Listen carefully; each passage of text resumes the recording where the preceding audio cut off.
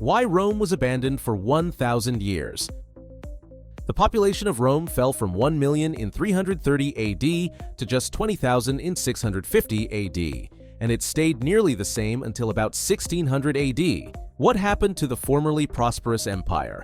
In 476, the Germanic king Odoacer deposed Romulus Augustulus. Augustulus was the last Roman emperor. The western part of the Roman Empire became a patchwork of Germanic kingdoms. The eastern part remained Roman in name only. It was a Byzantine state controlled by Constantinople. Its Near Eastern provinces were lost to Islamic invaders. Trade fell sharply, cities shrank, and technological progress halted. Of course, the city of Rome never disappeared. But the once vast metropolis shrank to a fraction of its former size. The iconic Colosseum was once capable of seating 50,000. Now, the entire population of Rome wasn't enough to fill half of it.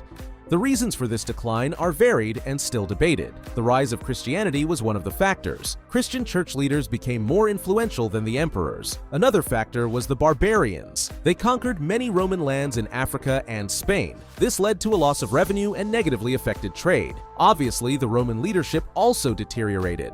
Political crises were exacerbated by a weakening military. Training became less rigorous, and a lack of war made soldiers weaker. Many of them simply refused to fight for Rome. In many places, such as Britain, Roman landowners lost their holdings. Their culture disappeared with them. Learning Latin was no longer required for a career. For the next 500 years, literacy rates plummeted. It took 1,000 years for Rome to experience a renaissance. Today, the population of Rome is 2.76 million, but its influence has been lost forever.